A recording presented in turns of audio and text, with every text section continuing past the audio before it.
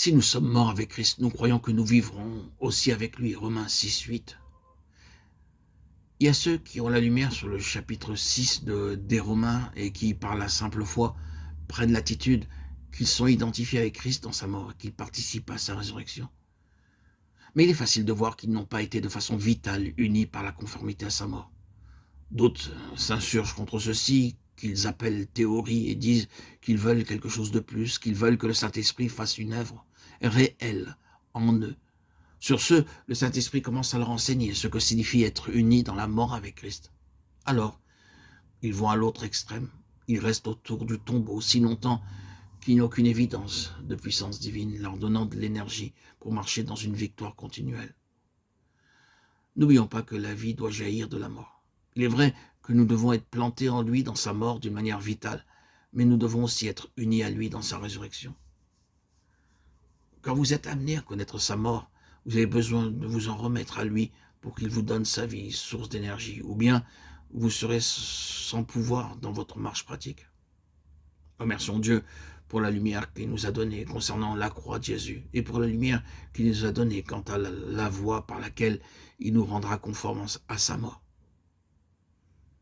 Mais assurons-nous que nous connaissons la puissance de sa résurrection et la vie avec lui. Dans une union vivante, dans le moment de conflit le plus sombre que vous aurez à subir, dans l'heure de l'épreuve la plus dure à laquelle vous serez soumis, si vous êtes unis à lui, vous pourrez dire « Je suis avec mon Seigneur ressuscité au-dessus de cette situation, je refuse de lâcher pied, car je me tiens avec lui sur une position de victoire. Je crois en Dieu qui ressuscite les morts.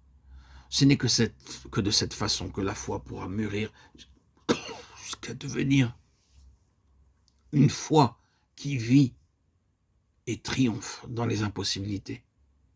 Nous avons vu dans la résurrection de Christ que la mort n'a plus de pouvoir sur lui. Spirituellement, ceci sera vrai aussi de nous. Sommes-nous affectés par l'atmosphère de mort qui nous entoure? Dans la puissance de sa résurrection, elle ne pourra pas nous faire frissonner. Nous sommes unis à lui en tant que le vivant. Par conséquent, rien autour de nous n'aura de pouvoir sur nous. Rien ne nous entraînera en bas. Le manque de vie autour de nous ne nous refroidira pas plus. Mais en union avec le Seigneur ressuscité, nous dominerons par sa vie l'atmosphère de mort et nous serons ses messagers de vie pour les âmes agonisantes. Dans 2 Corinthiens 13, 3, 4, regardons brièvement la manière pratique de prouver la puissance de sa résurrection. Pratiquement, nous devons être toujours faibles en nous-mêmes et savoir que sa puissance agit par nous, simplement en la voyant agir dans les autres. Vous cherchez la preuve, n'est-ce pas que Christ parle en vous? Vous l'avez ici.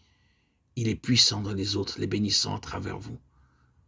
Comme si Paul disait, je sais que je suis faible, mais je sais que je vis avec lui dans sa vie parce que je le vois agissant en vous. Nous connaîtrons la puissance et la vie de Dieu agissant en nous par ses effets, pour ainsi dire, dans les autres autour de nous. Ceci nous conduit à ne pas nous surveiller, à ne pas regarder à nos expériences. Puisque vous cherchez une preuve que Christ parle en moi, lui qui n'est pas faible à votre égard, mais qui est puissant parmi vous. Car il a été crucifié à cause de sa faiblesse, mais il vit par la puissance de Dieu. Nous aussi, nous sommes faibles en lui, mais nous vivrons avec lui par la puissance de Dieu pour agir envers vous.